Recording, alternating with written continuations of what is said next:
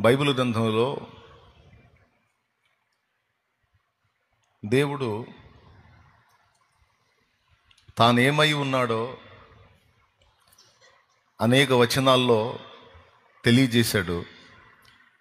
మనం కూడా ఏమై ఉండాలో అది కూడా తెలియజేశాడు. మళ్ళీ చెప్తున్నాను, బైబిల్ గ్రంథంలో దేవుడు తాను ఏమై ఉన్నాడో తెలియజేశాడు. అనేక వచనాల్లో, అనేక రూపాలు, అనేక రకాలుగా. అలాగే ఆయన యందు విశ్వసించిన మనం కూడా ఏమై ఉండాలో, ఎలా ఉండాలో అనేక పాఠాలు గ్రంథం ద్వారా మనకు అందించాడు. ఆ విషయంలోకి వెళ్ళబోయే ముందు రాత్రి మనం ధ్యానించుకున్న అంశాన్ని ఒకసారి గుర్తు చేసుకుందాం. మనుషులు సహజంగా కలత చెందుతూ ఉంటారు రకరకాల పరిస్థితులను బట్టి.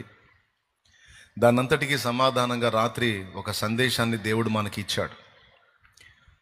నీకు కావలసిన వాటిని అన్నిటినీ నీ గతానికి సంబంధించి నేను నీకు తోడ్పాటు అందించాను. నీ ప్రస్తుతానికి నేను నీకు సహాయం చేస్తున్నాను. నీ భవిష్యత్తు కూడా కావలసిన వాటిని నేను ముందే సిద్ధపరిచి ఉంచాను. నువ్వేమీ కంగారు పడొద్దు అని రాత్రి దేవుడు మాట్లాడాడు. దేవునికి స్తోత్రం కలుగునుగాక. హల్లెలూయా. ఏంటి చెప్పండి? నీ గతానికి నేను అందించా, నీ ప్రస్తుతానికి నేను నడిపిస్తున్నా, నీ భవిష్యత్తు కూడా కావలసిన వాటిని నేను ముందే నీ కొరకు సిద్ధపరిచి ఉంచాను. నీ విషయంలో నేను బాధ్యత గల తండ్రిగా, తల్లిగా నేను ఉన్నా. నీకు నేను అందించిన కర్తవ్యాన్ని నెరవేరుస్తూ సంతోషంగా నీకు నేను అందించినటువంటి జీవితంలో ముందుకు సాగిపో. రేపటిని గురించి నువ్వు చింతపడొద్దు. నిన్న ఓకే, ఈరోజు ఓకే, రేపు సంగతి ఏందనే కంగారు నీకొద్దు. నేను నిన్న, నేడు, రేపు నిరంతరం ఒక్కటే రీతిగా ఉన్నాను. నేను మార్పు లేని వాడును. నేను నీకు నిరంతరం సహాయకుడిని. నువ్వు ఎప్పుడైతే దీన మనస్సుతో నా దగ్గరకు వచ్చావో, నీ జీవితాన్ని నా చేతికి అప్పగించావో, అప్పుడే నేను నా చేతుల్లోకి తీసుకున్నాను అని దేవుడు అనడు. అప్పుడే నిన్ను నా చేతుల్లోకి తీసుకున్నానని దేవుడు అనడు. నన్ను ఎప్పుడు చేతుల్లోకి తీసుకున్నాడో తెలుసా? తల్లి గర్భంలో పిండముగా మనం ఇంకా రూపింపబడక మునుపే మన విషయమై దేవుడు శ్రద్ధ నిలిపాడు. మనం అనేవాళ్ళం ఉనికిలో ఉండాలనుకున్నాడు కాబట్టే మనం పుట్టాం. ఆయన అనుకోకపోతే మనకు అసలు బ్రతుకే లేదు. అవునా? దేవుడు అనుకోకపోతే మనకు అసలు జన్మే లేదు. దేవుడు అనుకున్నాడు గనుక మనం పుట్టాం. దేవుడు ఉండనిచ్చాడు గనుక బతికున్నాం. దేవుడు పోషిస్తున్నాడు గనుక మనుగడ సాగిస్తున్నాం. కాబట్టి అసలు మనల్ని ఎప్పుడు తన ఆలోచనలో నిలుపుకున్నాడంటే జగత్తు పునాది వెయ్యబడక మునిపే అన్నది ఎఫెసీ పత్రిక. అసలు ఈ భూమి పునాది వెయ్యబడక ముందే మనల్ని చూసేశాడంట. తల్లి గర్భంలో పిండముగా రూపింపబడక మునిపే మనల్ని ఎరుగున్నాడు. రూపుదిద్దుకునేటప్పుడు మనల్ని చూశాడు. అప్పటి నుంచే మన మీద శ్రద్ధ నిలిపాడు. మనం ఇంకా లోకములో పాపులమై శాపంలో ఉండగానే మనల్ని అబ్జర్వ్ చేస్తూ వచ్చాడు. మనల్ని వెంటాడుతూ వచ్చాడు. ఒక దశలో మనం యేసుక్రీస్తుని ఇష్టపడలేదు, ఆయన మాట వినటానికి ఇష్టపడలేదు. ఇంకా చెప్పాలంటే ద్వేషించాం, దూషించాం, వ్యతిరేకంగా మాట్లాడాం. అలాంటి సందర్భాల్లో సైతం ఆయన మనల్ని వదల్లా. మనం ఆయనను ఎరగక మునిపే ఆయన మనల్ని ఎరిగి ఉన్నాడు. అప్పటి నుంచి మనల్ని ఫాలో చేస్తూ ఉన్నాడు. ఓ సమయం వచ్చింది, మనోనేత్రాలు వెలిగించబడ్డాయి, ఆయన దర్శించాడు. ఇప్పుడు ఆయన వైపు తిరిగి ఆయన్ని సేవిస్తున్నాం.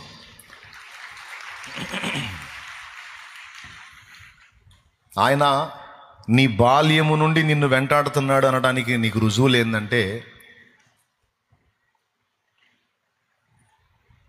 బాల్యము నుండి ఎన్నోసార్లు మరణకరమైన అపాయాలు నిన్ను ఆవరించిన వేళ చావు గోతిలోనికి వెళ్లకుండా నీవు అనేక మార్లు తప్పించబడ్డావు. ఎలా తప్పించబడ్డావో తెలుసా? నువ్వు ఆయనని ఎరుగకపోయినా, మీ నాన్నెవరో నీకు తెలియకపోయినా మీ నాన్నకు నువ్వు తెలుసు. ఎందుకంటే మీ నాన్న కాబట్టి, నువ్వు ఆయన బిడ్డవు కాబట్టి ఆయనకి నువ్వు తెలుసు. అందుకే అప్పటి నుంచి నువ్వు ఆయన పట్టించుకోకపోయినా, తిడతన్నా, దూషిస్తున్నా నిన్ను వెంటాడుతానే ఉన్నాడు. నువ్వు ఆయన్ని ఎరగక మునిపే నిన్ను అంతగా వెంటాడి, నీ బాధ్యతలను అంతగా నెరవేర్చి, నీకు అన్నం పెట్టి, నీకు వస్త్రం ఇచ్చి, నీకు మరణాపాయముల నుంచి కాపాడి, ఎన్నోసార్లు అనారోగ్యాల బారిన పడి ఇంక అయిపోయిందిరా మన చరిత్ర అనుకున్న పరిస్థితుల్లోంచి నువ్వు చావకుండా నిన్ను రక్షించి ఈ మజిలీకి తీసుకొచ్చి నీ ఆత్మరక్షణ కోసం కూడా ప్రాణం పెట్టి ఆయన రక్తం చేత నిన్ను కడిగి పరిశుద్ధపరిచి ఇంతగా నీ మీద శ్రద్ధ నిలిపిన దేవుడు ఇక ముందు కాలంలో మర్చిపోతాడా? మర్చిపోడు. ఇది విశ్వసించాలి. భరోసాలో బ్రతకాలి. ఎవరి మీద భరోసా అంటే యేసయ్య మీద భరోసా. ఎవరి మీద భరోసా? అంతే. ఎట్లా మీ గతి ఏంటి, మీ ఫ్యూచర్ ఏంటి, మీ భవిష్యత్తు ఏంటి, మీకెవరు అనే ప్రశ్న నీ మనసు నిన్ను అడిగినా, ఇతర మనుషులు నిన్ను అడిగినా, నిండు ధైర్యంతో నువ్వు చెప్పాలి, నాకే నా తండ్రి ఉన్నాడు, నాకే నా తండ్రి ఉన్నాడు, ఆయనే నాకు జరగవలసిన న్యాయాన్ని జరిగిస్తాడు అనే విషయంలో మనకి నిశ్చయత ఉండాలి. ఒకటి. రెండవది, మనుషులకు సమయాలు ఇస్తాడు దేవుడు. ఒక దశలో మన శత్రువులకు సమయాలు దొరికినాయి. పొద్దస్తమానం శత్రువులకే సమయాలు ఇవ్వటం కాదు, నీకు నాకు కూడా సమయం ఇస్తాడు. అందులో శత్రువులకు సమయం ఇచ్చినప్పుడు వాడు ఆడాల్సిన ఆట వాడు ఆడతాడు, మనకు సమయం ఇచ్చినప్పుడు రెట్టింపు ఆట మనం ఆడతాం. మనం ఆడేదాన్ని కూడా ఇస్తాడు మనకి టైం.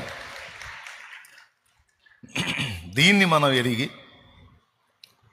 కలవరపడకుండా, కలత చెందకుండా, ఏ రోజుకు ఆ రోజు మనల్ని నడిపిస్తున్న దేవునికి కృతజ్ఞతలు చెల్లిస్తూ, అనవసరంగా బీపీ షుగర్లు పెంచుకోకుండా, గుండె జబ్బుల పాలు కాకుండా, బాగా ఎక్కువ ఆలోచిస్తే గుండె జబ్బులే వస్తాయి, వాటి బారిన పడకుండా ఆయన కోరుకుంటున్నాడు. ఎవరు కోరుకుంటున్నారు?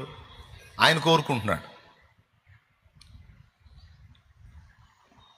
ఏం కోరుకుంటున్నాడు అంటే, తనను విశ్వసించిన వారందరూ కూడా నెమ్మదిగాను, సుఖముగాను, సంపూర్ణ భక్తి కలిగి, మాన్యత కలిగి బ్రతకాలని నా తండ్రి కోరుకుంటున్నాడు, నా ప్రభు కోరుకుంటున్నాడు.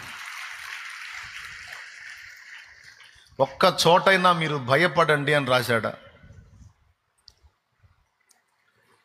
సమస్యలకు, ప్రతికూలతలకు, ఇరుకులకు, ఇబ్బందులకు భయపడండి అని రాశాడా?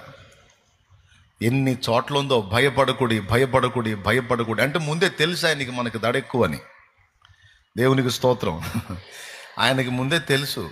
ఊరకనే అదురుపోతారా, ఊరకనే భయపడతారు, ఊరకనే కలవరపడతారు మీరు.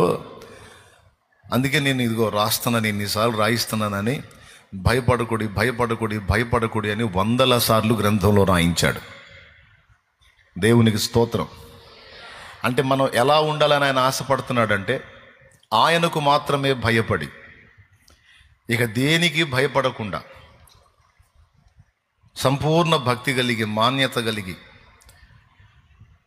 నిన్న నేడు నిరంతరం ఆయన ఏకరీతిగా ఉన్నాడనే నిశ్చయత కలిగి, నిబ్బరముగా మనం వర్ధిల్లాలని నా తండ్రి ఆశిస్తున్నాడు.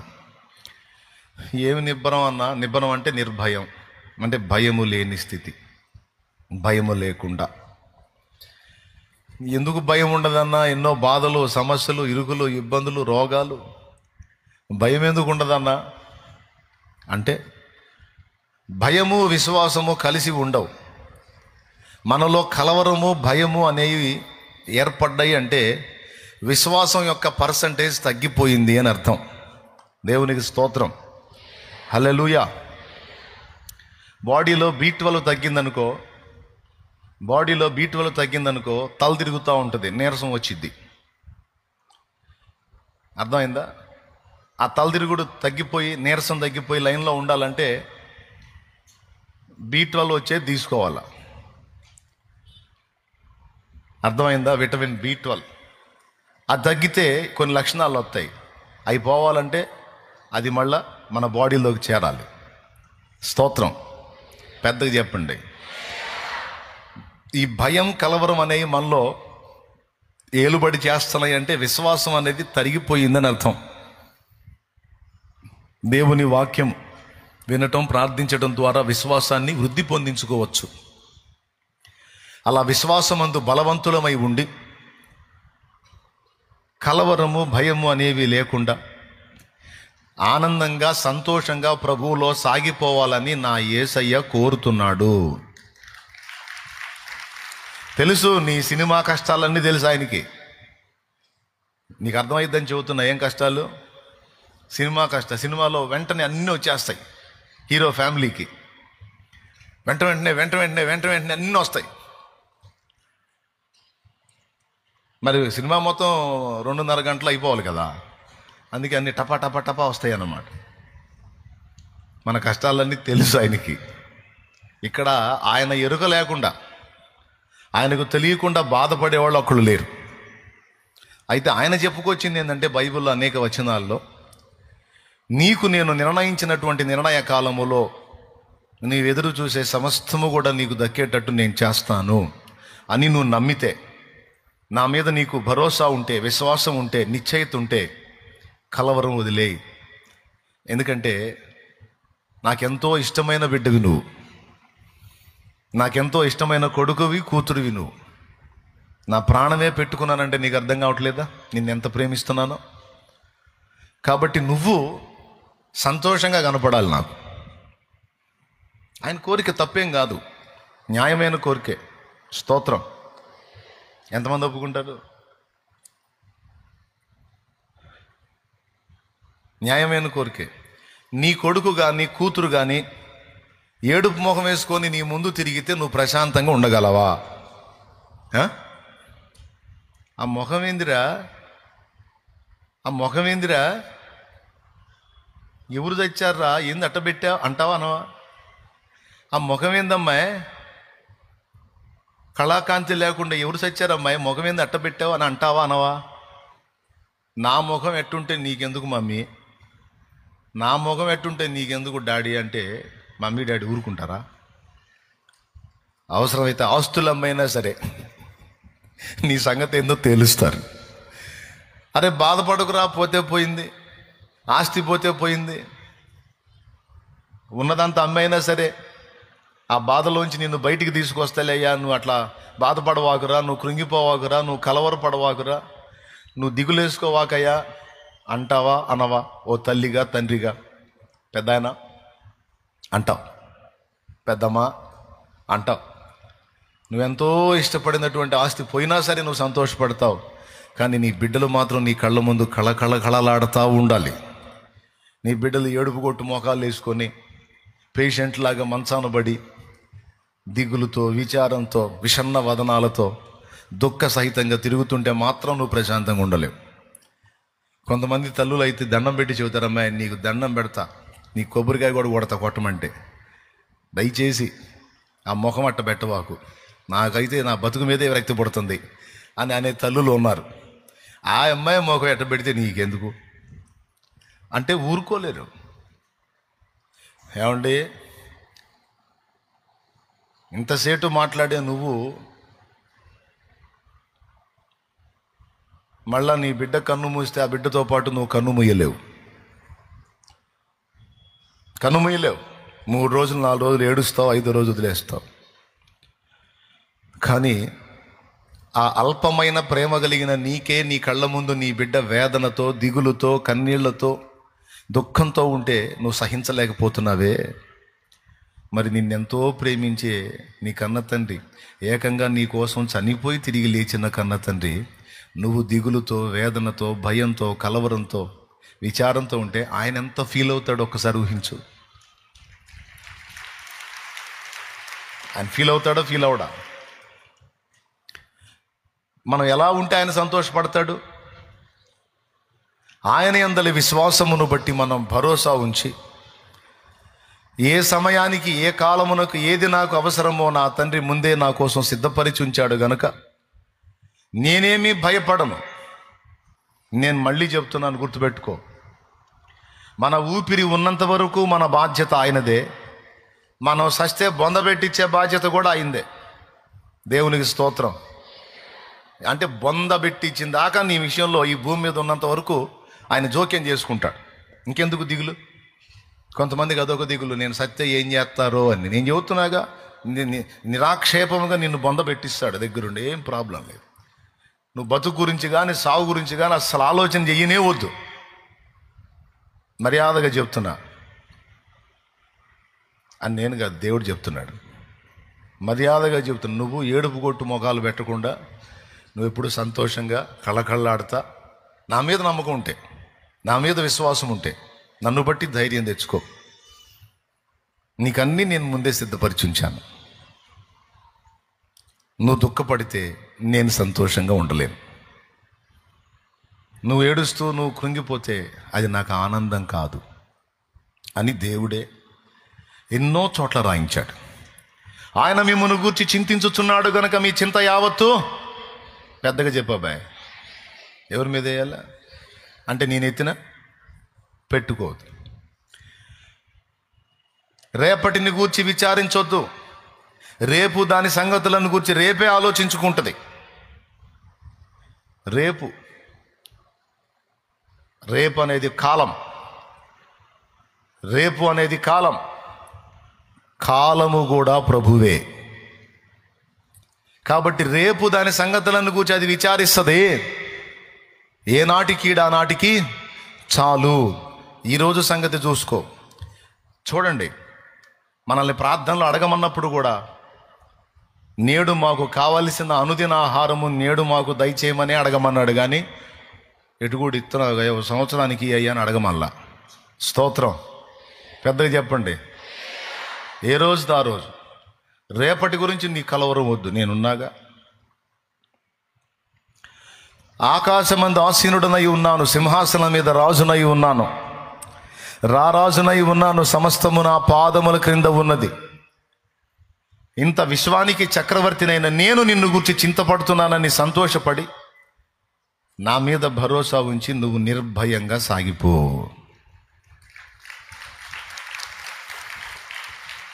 అంతటితో ఆగాడా? ఈ మాట ఏమో పేతురు పత్రికలో రాశాడు. పేతురు రాసినటువంటి మొదటి పత్రిక 5వ అధ్యాయము 6-7 వచనాల్లో చింత ఆయన మీద ఏమన్నాడు?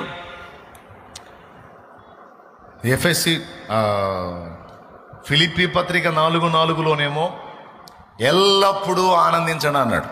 ప్రభునందు ఎల్లప్పుడూ ఏడవడనల్లా, ఏమో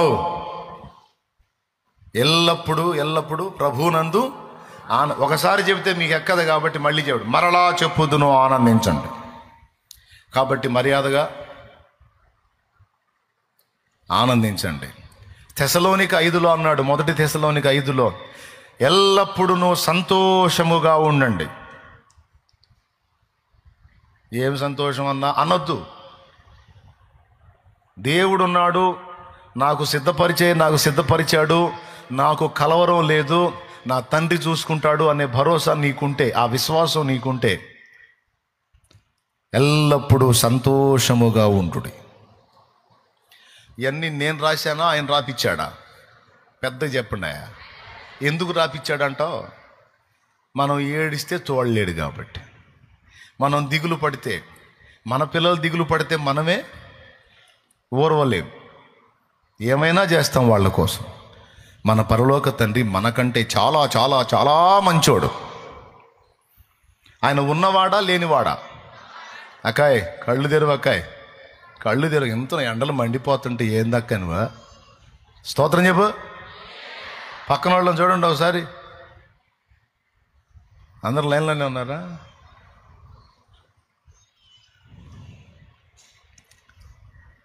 ఏదో ఛార్జింగ్ అవుతారులే అని, నేను ఛార్జ్ అవుతారని నేను చెబుతుంటే మీరేంది?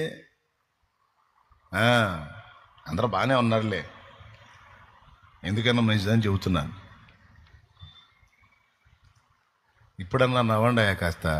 ఆయన చెప్పాడా బైబిల్లో? ఏం చెప్పాడు? ఎల్లప్పుడూ నువ్వు ఎప్పుడైతే దేవుని యందు విశ్వాసం ఉంచి సంతోషంగా ఉండటం మొదలు పెడతావో సగం రోగం అక్కడే పోయిద్ది, సగం స్వస్థత అక్కడే వచ్చిద్ది. నేను చెబుతున్నా, మళ్ళీ చెబుతున్నా, నువ్వు దిగులు పడే కొద్దీ, బాధపడే కొద్దీ, భయపడే కొద్దీ నీ రోగం డెవలప్ అయింది కానీ తగ్గదు. అది ఏ రోగమైనా. ఏమో స్తోత్రం చెప్పు గట్టి చెప్పు. అది ఏ రోగమైనా, ఏ సమస్య అయినా, ఏ బాధ అయినా, నువ్వు దిగులు పడే కొద్దీ, నువ్వు ఆలోచించే కొద్దీ ఎక్కువ కాకపోతే అప్పుడు అడుగు. నిజంగా అంతే అవుతుంది అన్నోళ్ళు చేతులు ఎత్తండి. పెరిగిపోతుంటుంది, రోగం పెరిగిపోతుంటుంది, లో బీపీ వస్తుంటుంది, షుగర్ పెరుగుతూ ఉంటుంది, బీపీ 200కు పోతుంటుంది. ఏమంటే డాక్టర్లు చూసి ఇంకా నరాలు పగులుతాయని చెబుతారు. నువ్వు ఆలోచించే కొద్దీ, కలవరపడే కొద్దీ ఎక్కువ అవుతుంటుంది. అందుకే చెప్పాడు, ఆలోచించుట వలన, చింతించుట వలన మీలో ఎవడు తన ఎత్తు మూరడు ఎక్కువ చేసుకుంటాడు? పెరగరు బాబు, తరిగిపోతారు. కాబట్టి చింతలు మీ కాదు, నాయి. బాధ్యత నాది. నేనున్నానని నమ్మితే, నేను గమనిస్తున్నానని నమ్మితే, తగిన కాలమందు నీకు, నిర్ణయ కాలమందు ప్రతిదీ నేను హెల్ప్ చేయగలనని నీవు నమ్మితే, ఇక కంగారు తీసేసుకో, దిగులు తీసేసుకో, వేదన తీసేసుకో. నీకు నిర్ణయించిన సమయం నీకుంది. ఓకే అని చెప్పాడండి. ఇంత స్పష్టంగా చెప్పా. అయినా నువ్వు ఏడుపు కొట్టు బతుకుతానంటే నీ కర్మ, అనుభవించు, ఇక అంతే. ఇంత చెప్పినా కూడా ఇంకెందుకు ఫీల్ అవుతాలి అన్నా అంటావా? మర్యాదగా నవ్వు, సంతోషంగా ఉండు. బల్బులు లేకుండానే మన ముఖాలు వెలిగిపోవాలా. మన ముఖాలు సరిగ్గా వెలిగినాయి అంటే మన కరెంటు బిల్లు తగ్గిద్ది. దేవునికి స్తోత్రం. హల్లెలూయా. ఇప్పుడు చాలా పెద్ద పెద్ద మొత్తాల్లో వస్తుంది బిల్లు. మీ ముఖాలు సరిగ్గా వెలిగినాయి అంటే మనకి బిల్లు తగ్గిపోయిద్ది. ఓకేనా? ఆనందమే పరమానందమే, ఆశ్రయపురమైన యేసయ్యా నీలో. ఆనందమే పరమానందమే, ఆశ్రయపురమైన యేసయ్యా నీలో. ఆపత్కాలములన్నిటిలో ఆదరించిన అక్షయుడా నీకే స్తోత్రము. పడో. ఆపత్కాలములన్నిటిలో ఆదరించిన అక్షయుడా నీకే స్తోత్రము. ఆనందమే పరమానందమే, ఆశ్రయపురమైన యేసయ్యా నీలో. దేవునికి మహిమ కలుగును గాక. హల్లెలూయా. ఇది రాత్రి మనం మాట్లాడుకున్న అంశం, ధ్యానించుకున్న అంశం. ఇంకా రకరకాల కోణాల్లో టచ్ చేశాను. సింపుల్గా వివరణాత్మకంగా 2 ముక్కల్లో అందించేశాను రాత్రి చెప్పింది. ఎందుకంటే కొంతమంది ఆల్ నైట్ ప్రేయర్కి రాలేదు కాబట్టి, వాళ్ళు ఇప్పుడు వచ్చి ఉంటారు కాబట్టి వాళ్ళకు కూడా ఆ సందేశం అంది కొంచెం గుండె దిటవు చేసుకొని కాస్త ఆనందంగా ఉంటారని ఆశతో చెప్పా. మీ ఆనందం నా ఆనందం, నా ఆనందమే మీ ఆనందం, మన ఆనందం ఆయనకు ఆనందం. ఎన్ని చోట్ల రాశాడో భయపడొద్దు, ఏం కాదు, టెన్షన్ పడొద్దు అని. చచ్చినా తిరిగి లేపే దేవుడు మనకు తోడై ఉన్నాడు. అన్ని భయాల కంటే పెద్ద భయం చావు భయం. ఏం భయం? అన్ని భయాల కంటే పెద్ద భయం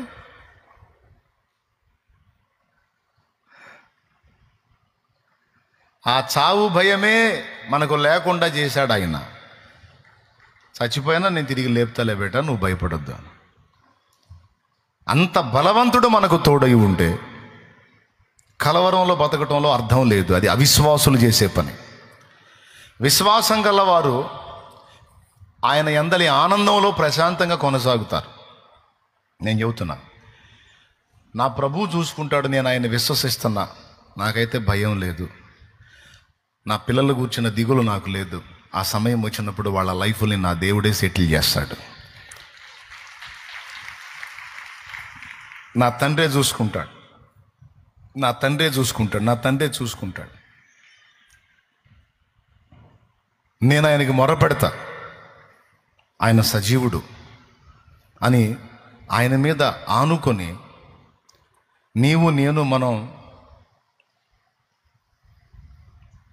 వేసేటువంటి అడుగులు దేవునికి సంతోషాన్ని కలిగిస్తాయి గనుక మనం దేన్ని గూర్చి కూడా అవిశ్వాసుల్లాగా చింతపడొద్దు, దిగులు పడొద్దు, కలవరపడొద్దు. ఎవరికి నిర్ణయించిన సమయం వాళ్ళకి దేవుడిస్తాడు, అందరికీ వస్తుంది అవకాశం. కాబట్టి ఇక వాటి మీద మనం ఆలోచన తీసేసుకొని ప్రశాంతంగా ఈరోజు ఏం మాట్లాడాలని ఇష్టపడుతున్నాడో అది చూసుకొని ముగించుకుందాం సింపుల్గా. ఎంతమందికి అర్థమైంది నేను చెప్పింది? అప్పులు తీరుస్తాడా లేదా? ఆయన ఎట్ట తీరుస్తాడు? తీరే దారి చూపిస్తాడు. సో టోటల్గా ఆయనే తీరుస్తాడు. అంటే తీరే దారి చూపించేది కూడా ఆయనే కాబట్టి తీరిపోద్ది. ఏం కంగారు పడద్దు. నీ లైఫ్, నీ పిల్లల లైఫ్ సెటిల్ చేస్తాడా లేదా? విశ్వాసం ఉందిగా. కొన్ని ఆటుపోట్లు, కొన్ని ఎదురు దెబ్బలు, కొన్ని ప్రతికూలతలు నీకు వస్తుండొచ్చు, అవసరాన్ని బట్టి వస్తాయి. వాటి అవసరం అయిపోయిన తర్వాత వెళ్ళిపోతాయి, అంతే కదండి. అవసరాన్ని బట్టి వచ్చే చుట్టాలు అవసరం తీరినాక ఉంటారా? ఉండరు. అవసరాన్ని బట్టి వచ్చే సమస్యలు అంతే. ఏ అవసరాన్ని బట్టి వస్తాయో ఆ అవసరం తీరిన తర్వాత అవి ఉండమన్నా ఉండవు. ఇంకా చెప్పాలంటే రేపు యేసయ్య మనకి ఇవ్వబోయే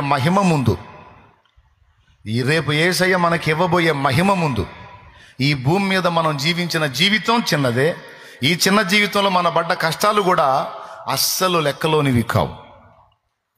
అది కూడా బైబిల్లోనే ఉంది. అంత గొప్ప మహిమను మనకు అనుగ్రహింప సిద్ధపడి ఉన్నాడు గనుక ఈ అల్పకాల శ్రమలను మనం లక్ష్య పెట్టొద్దు. అవన్నీ మన మేలు కోసమే దేవుడు మన మీదికి అనుమతించేవి. అవన్నీ ఒకటొకటిగా మన మీదికి వచ్చినట్టుగా ఒకటొకటిగా మొత్తం తొలగిపోతాయి. అవసరం కోసం వచ్చిన వ్యక్తులు ఆట్టే కాలం ఉంటారా? పెద్దగా చెప్పండి. అవసరం కోసం నువ్వు ఎవరింటికైనా వెళితే వాళ్ళ ఇంట్లో పర్మనెంట్గా ఉంటావా? అవసరం తీరిన తర్వాత వెళ్ళిపోతావు. అవసరాన్ని బట్టి వచ్చే అగ్ని వంటి శ్రమలు కూడా అంతే. అవసరాన్ని బట్టి పంపిస్తాడు, వస్తాయి చుట్టాల్లాగా, నా లోలు ఉంటాయి, ఏదో విసిగిస్తాయి మనల్ని కొద్దిగా. ఆ విసుగులో మనలో ఏదో ఏర్పడాల్సినటువంటి క్వాలిటీ ఏర్పడిద్ది. ఆ క్వాలిటీ ఏర్పడ్డ తర్వాత ఆ సమస్యలు దేవుడికి వెళ్ళి చూస్తాయి. ఏ అవసరం కోసం వీని దగ్గరకు నన్ను పంపించావో వాడు రెడీ అయిపోయాడు ప్రభువా, మరి ఇక ఉండమంటావు వెళ్ళమంటావు అంటే ఇక వెళ్ళిపో అంటాడు. వెళ్ళిపో అన్నప్పుడు ఉండమన్నా ఉండదు ఆ సమస్య. అవి ఏ రూపంలో ఉన్నా, వ్యాధి రూపంలో ఉన్నా, రుణ రూపంలో, అప్పు రూపంలో ఉన్నా, ప్రయత్నాల విఫలత రూపంలో ఉన్నా, శత్రు రూపంలో ఉన్నా, ఏ విధమైన రూపంలో ఉన్నా అవసరాన్ని బట్టే వస్తుంది. అది తొలగిన తర్వాత, అవసరం తీరిన తర్వాత ఆ సమస్య ఉండమన్నా ఉండదు. స్తోత్రం. మీరు గమనించండి, శిలని శిల్పంగా మలిచేది ఎప్పుడన్నా చూశారా? శిలను శిల్పంగా మలిచేది ఎప్పుడన్నా చూశారా? సరే, చూడలేదు కదా, ఈసారి ట్రై చేయండి చూడటానికి. చూచుట కొరకు ఈ మారు ప్రయత్నము చేయుడు. ఫస్ట్ బండశిలని ఒక షేప్ గీసుకొని దాన్ని చెక్కటం మొదలు పెడతాడు. మీరు గమనించాలి, ఈ శిల్పి దగ్గర సుత్తెలు మార్పు ఉంటాయి, చెక్కే ఉలులు కూడా మార్పు ఉంటాయి. అన్నీ ఒకే పరిమాణంలో ఒకే సైజులో ఉండవు. ఫస్ట్ రఫ్ చెక్కటానికి ఒక టైపు సుత్తెను ఒక టైపు ఉలిని వాడతాడు. ఆ తర్వాత ఇంకొంచెం షేపు తీసుకోవడానికి కొంచెం సైజులు తగ్గించి సున్నితమైనవి వాడతాడు. ఆ తర్వాత ఇంకొంచెం సైజులు తగ్గించి ఇంకా సున్నితమైనవి వాడతాడు. శిల మీద శిల్పి పని చేసేటప్పుడు నిద్ర వచ్చిన వాళ్ళు స్తోత్రం చెప్దాం. బాగానే వింటున్నారండో, దేవునికి స్తోత్రం. బుక్ అవ్వాలా ఈసారి? చూస్తా, ఇంకోసారి ట్రై చేస్తా, బుక్ అవుతారని చూస్తా. శిల్పి దగ్గరికి మీరు వెళ్ళి చూడండి, అతడు వాడే సుత్తెలు ఉలులు అన్నీ ఒకే సైజులో ఉండవు. శిల్పం రెడీ అయ్యే కొద్దీ పెద్ద పెద్ద దెబ్బలు ఉండవు. సెన్సిటివ్ పాయింట్స్లో సున్నితంగా కొడతాడు.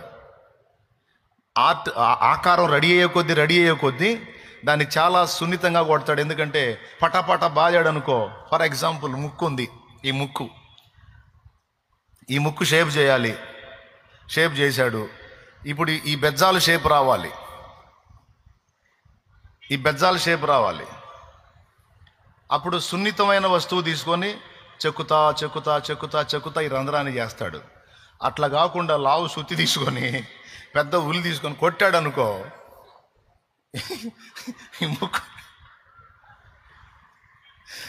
ఈ ముక్కు లేచిపోయిద్ది. ఆ ముక్కు లేచిపోయిందంటే అంత పెద్ద శిల కూడా వేస్ట్, ఇక చూడలేం దాన్ని.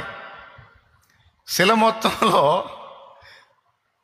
ఆ శిల్పం మొత్తంలో ముక్కు చాలా ఇంపార్టెంట్. అది కూడా ఈ ముఖం మొత్తం ఒక సదరంగా ఉంటుంది, ముక్కు మాత్రం బయటకు ఉంటుంది. దేవునికి స్తోత్రం. ఒక్క దెబ్బ కొట్టాడా విసుగు పుట్టి, ఇక దాన్ని వదిలేయటమే, ఇంకా ఏం చేయాలి కాదు ఇక. అవునా? అంటే షేప్ వచ్చే కొద్దీ కోటింగ్ తగ్గిపోయిద్ది. ఫస్ట్ రఫ్ కోటింగ్ ఉంటుంది. లోకంలో ఉన్నప్పుడు మనకు రఫ్ కోటింగ్ పడింది, ఆ దెబ్బకు బరిగెత్తాం వీడికి. అర్థమైందా మీకు? అబ్బో, దేవునికి స్తోత్రం. లోకంలో ఉన్నప్పుడు రఫ్ కోటింగ్ పడింది, ఆ దెబ్బకు వచ్చి పడ్డాం ఇక్కడికి. ఇక్కడ పడ్డ తర్వాత ఇక రకరకాల పనిముట్లు వాడి, ఇవన్నీ ఎందుకు చెబుతున్నాను తెలుసా? అగచాట్లన్నీ ఒకేసారి ఒకే టైపులో రావు. స్తోత్రం. అగచాట్లన్నీ ఒకేసారి ఒకే టైపులో రావు. ఒక్కొక్క సందర్భానికి తగ్గది ఒక్కొక్కటి వాడతాడు. ఏం లేదండి, ఆ పరమ శిల్పకారుడు మనల్ని అందమైనటువంటి ఆకారాలుగా ఆయన పోలికలోకి చెక్కటానికే ఈ బాధలన్నీ. ఆయన షేపుని మనలోనికి తీసుకొని రావడానికే ఈ శ్రమలన్నీ. కాబట్టి ఒకప్పుడు బాగా కఠినమైన శ్రమలో నువ్వు నలిగి ఉండొచ్చు, ఇప్పుడు ఆ పరిస్థితి మారి ఇక వేరే సమస్యలు ఉంటాయి. తర్వాత ఇంకా నువ్వు షేపులోకి వచ్చే కొద్దీ మళ్ళీ ఇంకా సైజులు మారిపోతూ ఉంటాయి. ఫస్ట్ ఇంతలా ఉలితో ఇంత బరువు సూతితో కొట్టి అనుభవం పోయి, ఇక మన పెన్సిల్ టైప్ ఉంటాయి ఉలులు, అవి తీసుకొచ్చి కొడతాడు ఫైనల్లో. ఫినిషింగ్ టచ్ అంటే కళ్ళు ఉంటాయి, కనుబొమ్మలు చెక్కాలి, పెన్సిల్ లాంటివి అలాంటి ఉలులు తీసుకొచ్చి కొడతాడు. ఈ వెంట్రుకలు సన్న గీతలు షేప్ చేయాలి. ఏమండి?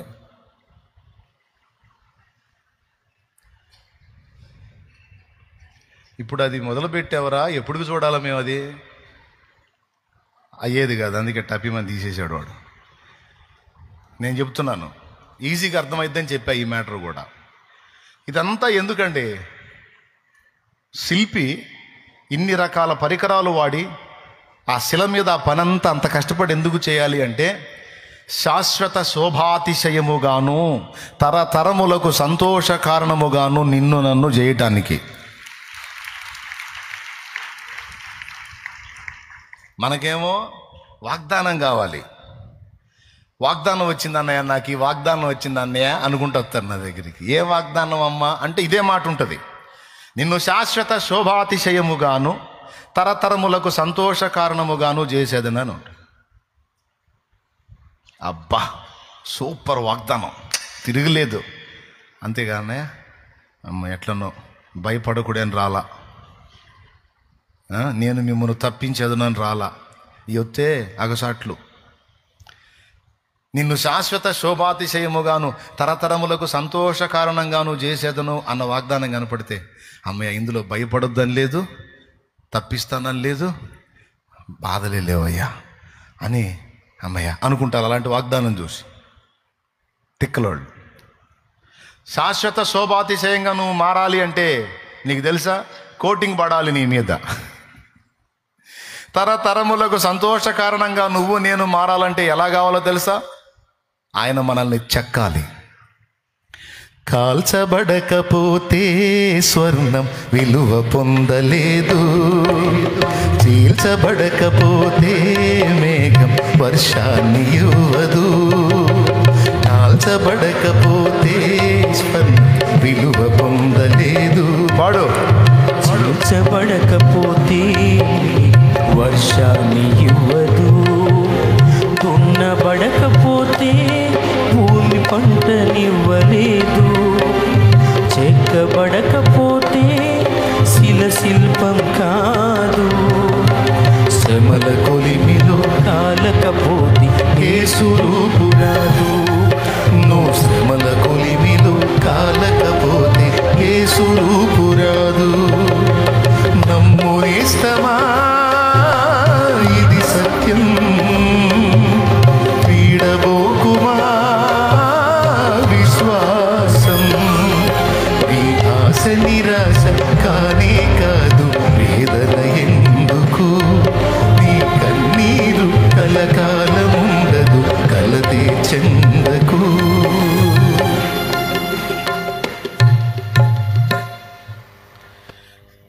ఏ వస్తువుని వాడుతున్నాడో, ఏ టైపు శ్రమను వాడుతున్నాడో ఆ శ్రమ ఆట్టే కాలం ఉండదు.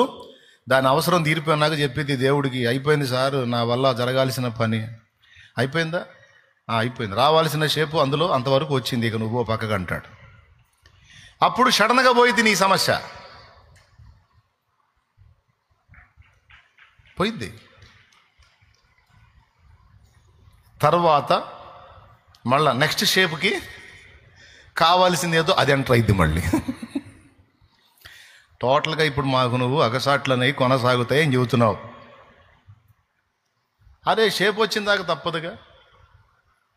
శ్రమల కొలిమిలో కాలకపోతే యేసు రూపు రాదు.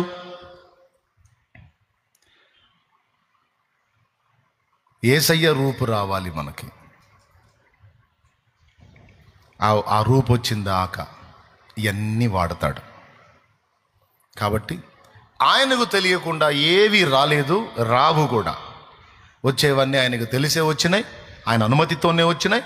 అనుమతించిన దేవుడే తప్పకుండా తొలగిస్తాడు గనక శ్రమల యందును సంతోషింతును అన్నాడు, ఆనందింతును అన్నాడు పౌలు.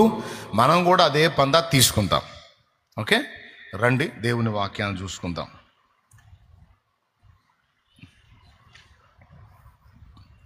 యేసు ప్రభు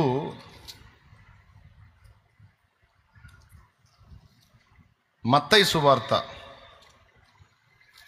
శాస్త్రులు పరిసయ్యులకు ఒక మాట చెప్పాడు. మీరు పుదీనాలోను, సోపులోను, జీలకర్రలోను 10వ భాగం ఇస్తారు, ఇవన్నీ బాగానే చేస్తారా బాబు మీరు. న్యాయమును, కనికరమును, విశ్వాసమును విడిచిపెడుతున్నారు. వాటిని మానక వీటిని చేయవలసి ఉండెను అన్నాడు. న్యాయమును, కనికరమును, విశ్వాసమును. వినండి, ఒక చిన్న మాట ప్రార్థన చేసుకుని. పరిశుద్ధ ప్రభువా నీకు స్తోత్రం. ఈరోజు నీ పాదాల చెంత మాతో ఏం మాట్లాడనై ఉన్నావో మాట్లాడు. ఇప్పటిదాకా రాత్రి సందేశమును పునర్ధ్యానింపజేశావు, నీ బిడ్డలకు కొంత స్వాంతన కలిగించావు. ఇప్పుడు మేమేమి నేర్చుకోవాలో మాకు బోధించి మమ్మల్ని బలపరిచి నడిపించమని. మా గృహాలకు మేము తిరిగి వెళ్ళక మునుపు నీవు మాతో ఒక్కసారి మాట్లాడు, మరొక్కసారి మాట్లాడు. దుష్టుణ్ణి, వాడి క్రియలను యేసు నామములో బంధిస్తున్నాం. మీ సన్నిధి ప్రత్యక్షపరిచి బలహీనుని దాసుని వాడుకొని నీ బలముతో నింపి నీ వాక్ ప్రత్యక్షతను అనుగ్రహించి దీవించమని యేసు నామమును ప్రార్థించి పొంది ఉన్నాము తండ్రి. ప్రార్థనకు జవాబిచ్చిన దేవునికి విశ్వాసంతో స్తోత్రం చెప్దామా?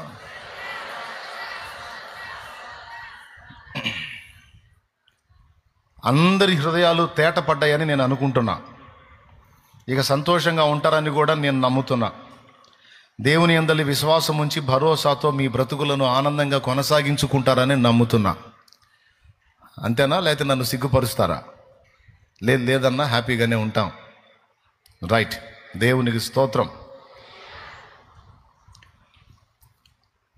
న్యాయమును, కనికరమును, విశ్వాసమును విడిచిపెట్టకూడదు అన్నాడు. 3 కీలకమైనవి. న్యాయ ప్రవర్తన అంటే దేవునికి చాలా ఇష్టం. ఇందాక నేను స్టార్టింగ్లో చెప్పా, దేవుడు తానేమై ఉన్నాడో గ్రంథములో రాయించాడు. మనము కూడా ఏమై ఉండాలో, ఎలాంటి వారమై ఉండాలో కూడా గ్రంథములో రాయించాడు. దేవుడు న్యాయవంతుడై ఉన్నాడు. ఆయన సమస్త చర్యలలోనూ న్యాయం ఉంటుంది. ఆయన అన్యాయస్తుడు ఎంత మాత్రం కాడు. కొన్నిసార్లు మనం ఎదుర్కొనే బాధల్ని బట్టి మనకు అర్థం కాక దేవుడు నాకు అన్యాయం చేశాడని ఏబులాగా ఫీల్ అవుతాం. నిద్రపోయే స్తోత్రం చెప్తాం.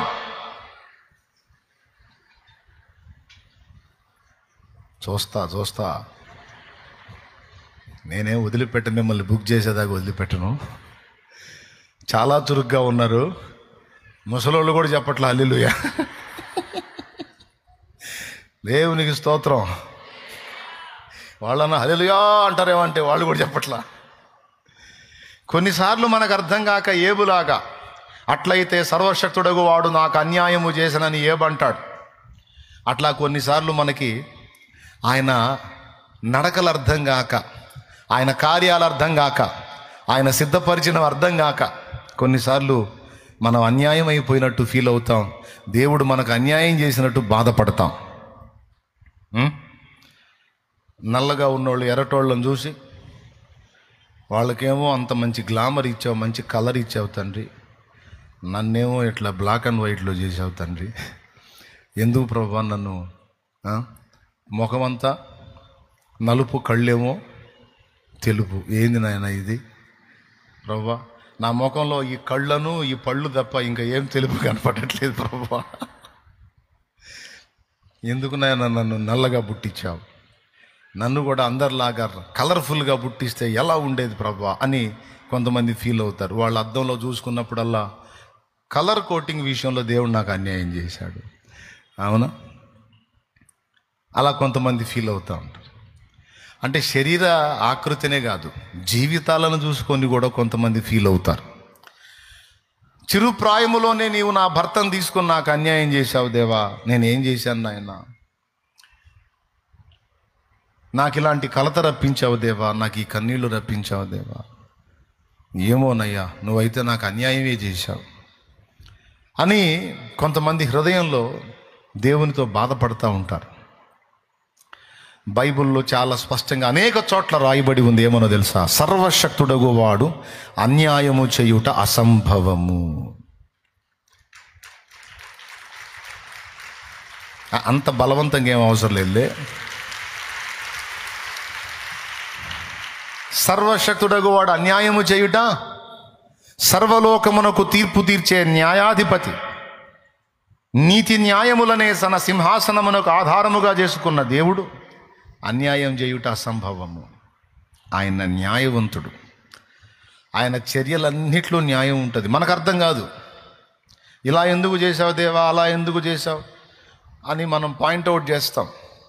ఏమర్థమైంది దేవుడి తత్వం మనకి? మన చొక్కా మీదకి చీమ చొక్కా మీదకి ఎక్కి తిరుగుతా మనిషి జ్ఞానాన్ని గురించి అది పాయింట్అవుట్ చేస్తే నీకు ఎట్టుంటుంది? నిన్ను అర్థం చేసుకునే సరుకు దానికి ఉందా? పట్టుకొని నలిపేస్తే నలిగిపోయిద్ది. తలాకాళ్ళు మొత్తం ఏ పాటికి ఆ పాటు పీక అవతల పడేయచ్చు. ఏం తెలుసు దానికి? అది పిచ్చి పిచ్చి మాటలు మాట్లాడితే ఎట్లా చేమ? మన షర్టు మీదకి ఎక్కి తిరిగే చేమ? అట్లాగే సృష్టికర్త అయిన దేవుని గురించి మనం పెద్ద పెద్ద మాటలు మాట్లాడతాం, మనకు అర్థం కాదు ఆయన కదలికలు. ఏదైనా ఒకటి జరిగించాడంటే, ఏదైనా ఒకటి రప్పించాడంటే దాని వెనక అనేక కారణములు ఉంటాయి. దేవునికి స్తోత్రం. ఆ కారణాలు మనకు అర్థం కావు, మన మట్టి బుర్రకు అర్థం కావు. అర్థం కాక మనం జుట్టు బీక్కొని దేవుణ్ణి కూడా తిడతాం, మనసులో హీనపరుస్తాం. ఎక్కువ మంది వాడే డైలాగ్, నాకు అన్యాయం జరిగింది, నాకు అన్యాయం జరిగింది, నాకు అన్యాయం జరిగింది, దేవుడు కూడా నాకు అన్యాయమే చేశాడని మాట్లాడతాడు. నేను చెప్తున్నా, ఎప్పుడూ చేయడు దేవుడు అట్లా. నీకు చేయడు, నాకు చేయడు, ఎవ్వరికి చేయడు. ఇంకా చెప్పాలంటే నిన్ను కూడా చేయొద్దు అన్నాడు. నువ్వు అన్యాయం చేశావంటే నా రాజ్యానికి నేను రానినని వార్నింగ్ ఇచ్చాడు. కొరింథీయులకు రాసిన మొదటి పత్రిక 9వ అధ్యాయము 6వ వచనం. 6:9 చూడు ఒకసారి. అన్యాయస్తులు దేవుని రాజ్యమునకు వారసులు కానేరరు. 6:9 సాలిగా నాకెళ్ళి చూడండి.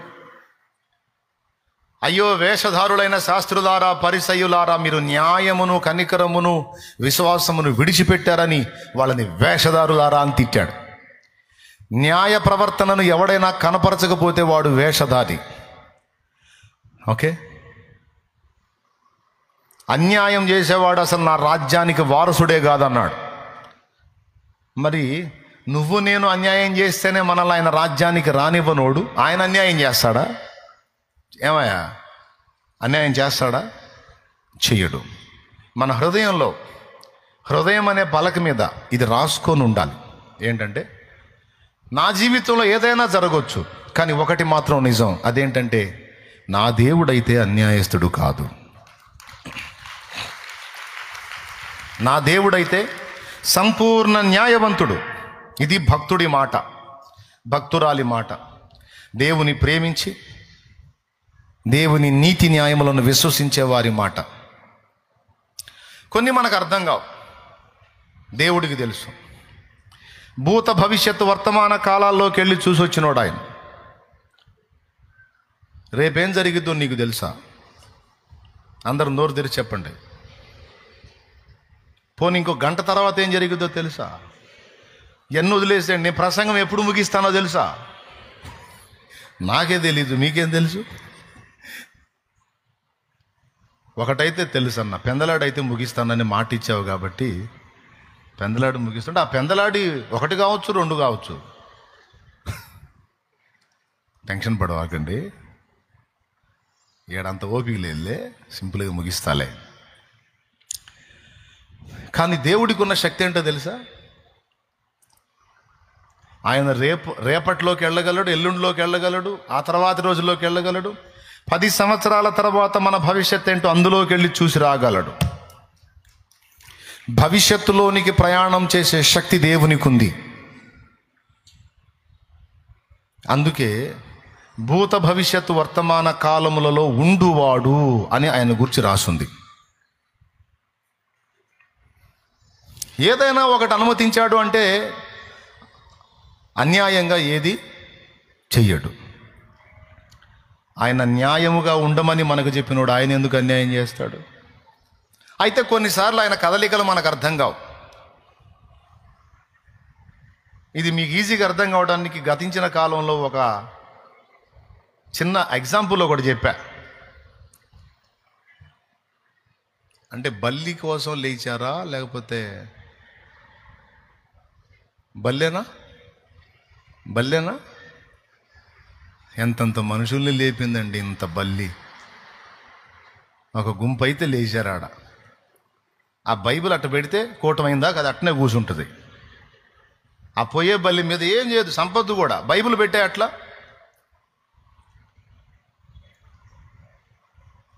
అదే మన విశ్వాసులు త్రాసు పాములనే పట్టుకున్నారు, పాముల్ని ఎత్తి పట్టుకుందరని బైబిల్లో ఉంది. బల్లుని కూడా ఎత్తట్లేదు అసలు. దేవునికి స్తోత్రం. అప్పట్లో బండలు లేవు. స్టార్టింగ్లో ఆల్ నైట్ ప్రేయర్ జరుగుతుంది, బండలు లేవు, కింద పరదాలు, ఆ పరదాల కింద మట్టి, ఆ మట్టిలో రంధ్రాలు, ఎలుకలు చేసిన రంధ్రాలు, అందులో పాములు. ఇప్పుడు ఉంటాయేమని టెన్షన్ పడకండి, ఇప్పుడు లేదులే, బండలు వచ్చిందిగా. ఆల్రెడీ ప్రేయర్ జరుగుతుంది.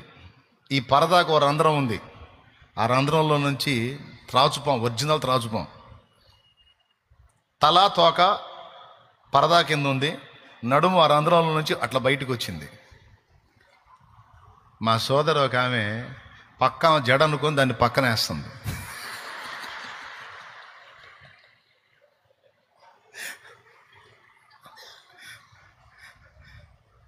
నా మీద వేస్తావేమో అని అట్ట అంటుంది. 2-3 సార్లు, 4ఓసారి కదిలింది చేతిలో, చూస్తే పాము పెద్ద కేకేసి పక్కకు వచ్చింది. వెంటనే మన సహోదరుడు ఒకటి చూసి దాన్ని అంతే పెట్టి లోపలే దాన్ని వైనం చేసి తర్వాత బయటికి తీశారు. ఇలాంటి ఒకటి కాదు, ఎన్ని అనుభవాలో. చూడు, ఒక బల్లికి అలా లేచారు, పాముల్నే ఆడుకున్నారు. దేవునికి స్తోత్రం. కాబట్టి ఈసారి బల్లి వస్తే బైబిల్ పెట్టండి దాని మీద. కూటమైందా కదిలితే ఒట్టు, కదలకుండా ఉంటుంది దాని కింద. సరే, ఎక్కడో చాగాం. ఒక ఎగ్జాంపుల్, అడవిలో దారి తప్పిపోయాడు ఒక రాజు. అడవిలో దారి తప్పిపోయాడు, పోయాడు పోయాడు పోయాడు పోయాడు పోయాడు నట్టన్నడి అడవికి పోయాడు. అక్కడ ఒక ప్రత్యేకమైన లొకేషన్ ఉంది, ప్రత్యేకమైన లొకేషన్. బాలమిత్ర, బొమ్మరిల్లు, చందమామ కథలు ఉంటాయి కదా, అట్లాంటి వాటిలో ఒక ఎగ్జాంపుల్ అనుకోండి. పెద్దోళ్ళు చెప్పింది. నట్టనాడు అడవికి పోయిన తర్వాత అక్కడ ఒక లొకేషన్ ఉంది, అద్భుతమైన లొకేషన్, రమ్యమైన లొకేషన్. ఏ మనుషుడు కూడా అక్కడికి పోజాలడు, అలాంటి లొకేషన్. అక్కడ అద్భుతమైనటువంటి కొలను ఒకటి ఉంది. కొలను అంటే తటాకము, సరస్సు, ఏమంటారండి, కోనేరు అంటారు కదా, అది ఉంది అక్కడ.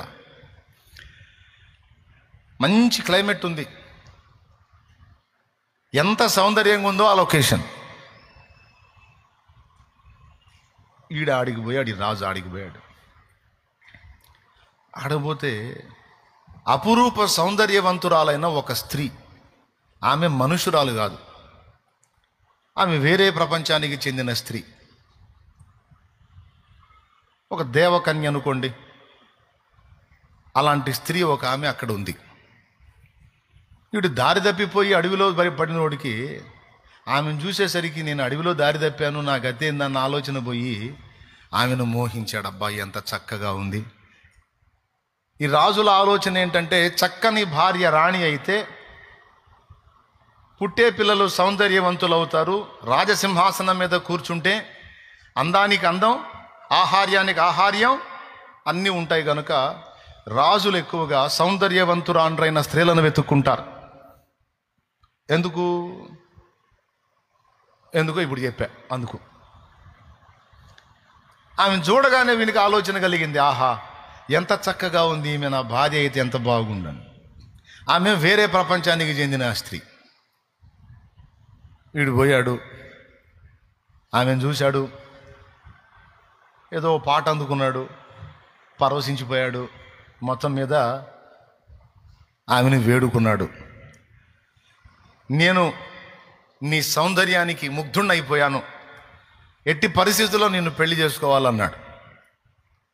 ఆమంది, మీ జాతి వేరు మా జాతి వేరురా, మీకు మాకు వివాహ సంబంధం పనికిరాదు, కాబట్టి నీ కోరికే మన్నించలేనిది, తగదు, మానుకో అంది. వెళ్ళిపో అని ఫస్ట్ కోప్పడింది. కోప్పడితే లేదు నువ్వు నన్ను ఏం చేసినా పర్వాలేదు, నేను మాత్రం వదిలే ప్రసక్తే లేదు, నిన్నే పెళ్లి చేసుకోవాలన్నాడు. నువ్వు సిద్ధపడితే గాంధర్వ వివాహం చేసుకుంటాను. ఈడొకటి మెంటలోలాగా ఉన్నాడు. కుదరదురా, మనకు మన అనుబంధం సాధ్యం కాదు అంటే కూడా ఒప్పుకోవట్లేదని మళ్ళీ గద్దించింది. చెప్తే అర్థం కదా నీకు, ఈ ప్రపంచం వేరు, మా ప్రపంచం వేరు, మనకి సాంగత్యం కుదరదని చెప్పి ఎంత నచ్చ చెప్పినా వీడు వినడే.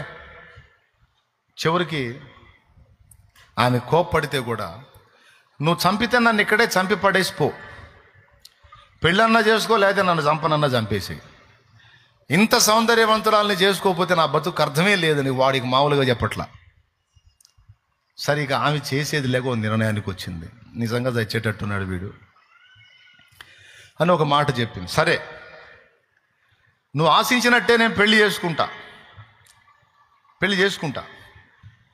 పెళ్లి చేసుకున్న తర్వాత వినండి, నేను ఏం చేసినా ఎందుకు చేశావు అని నువ్వు అడగకూడదు.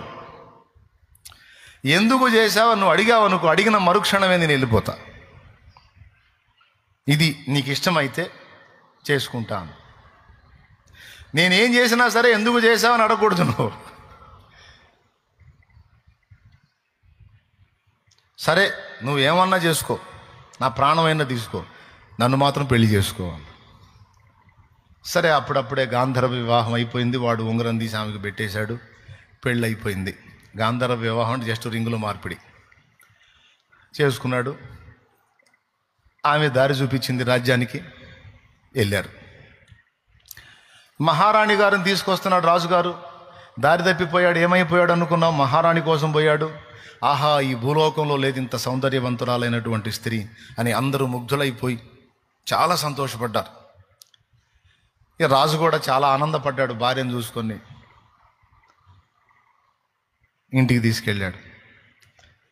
ఇంటికాడ ఆల్రెడీ ఇంకొక రాణి ఉంటుంది కదా అని అడగొద్దు, ఇట్లాంటి డౌట్లు వస్తాయి మీకు.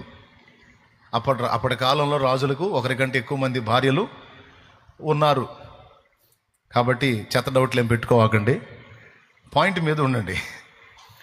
సరే, ఏమని తీసుకెళ్ళాడు. సంతోషంగా జీవితం మొదలుపెట్టారు. కొంతకాలానికి ఆమె గర్భవతి ఒక బిడ్డను కంది.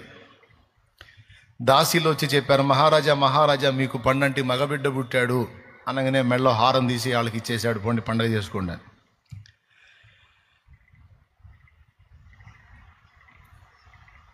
కొంతసేపటికి మహారాజా అనుకుంటారు. ఏమైంది? మహారాణి వారు పుట్టిన బిడ్డను చంపేశారు.